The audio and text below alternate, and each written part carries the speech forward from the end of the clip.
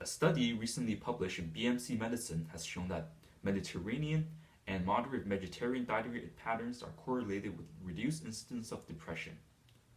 Early studies have shown that intake of dietary nutrients such as zinc or single food groups such as seafood or fish are correlated with decreased depression risk. However, food and nutritional intake are often part of a larger lifestyle pattern, which may act as a confounder in the diet-disease correlation. There are studies that involve broader dietary patterns, but they have not established a dose-response curve to describe the exact pattern of the correlation, such as whether or not it is a linear relationship. This study aims to establish this dose-response curve for three dietary patterns: the Mediterranean diet, the moderate vegetarian diet, and the 2010 version of alternative healthy eating. In order to do this, the authors conducted a prospective cohort study, which means they observed their subjects over time without intervening in their lifestyles. All participants were former students from the University of Navarra in Spain with no history of depression. The criteria for depression is clinical diagnosis or the usage of antidepressant medication. Participants filled out a questionnaire every 2 years to provide information about their socioeconomic status, the dietary and lifestyle variables, and, if applicable, incidences of depression.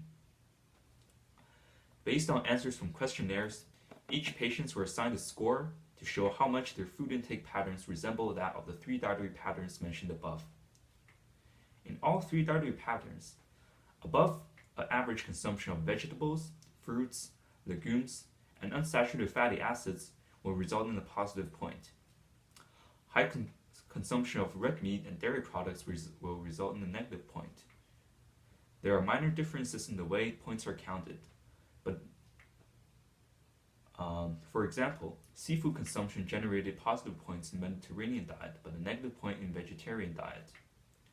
Moderate ethanol intake gets positive points in the Mediterranean diet, but are not counted for the vegetarian diet.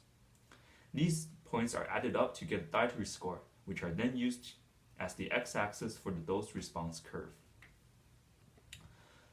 The dose-response curve for all three dietary patterns are similar.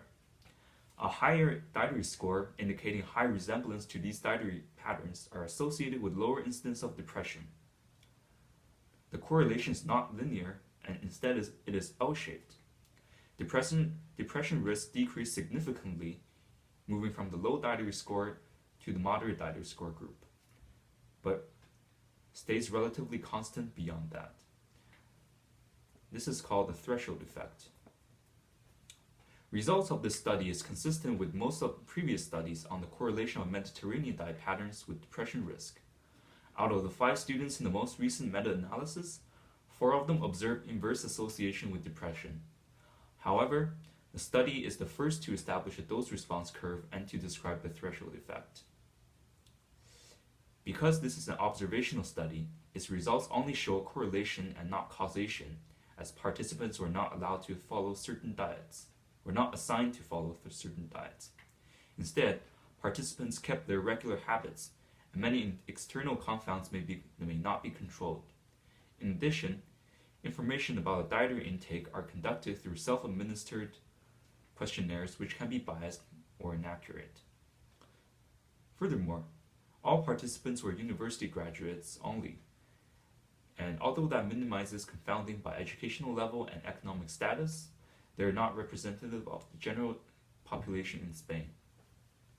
In conclusion, this study shows that a number of dietary patterns are correlated with lower risk of developing depression. These results may serve as justification for future randomized control trials, which are required to determine if there are causal relationships, which can then be used as basis for clinical therapy.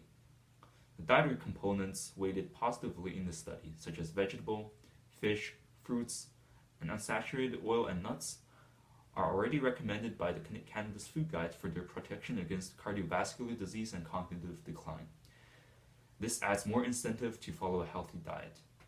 The L-shaped correlation is compatible with the hypothesis that there is a threshold for nutrient intake, which, if not met, becomes a risk factor for future depression.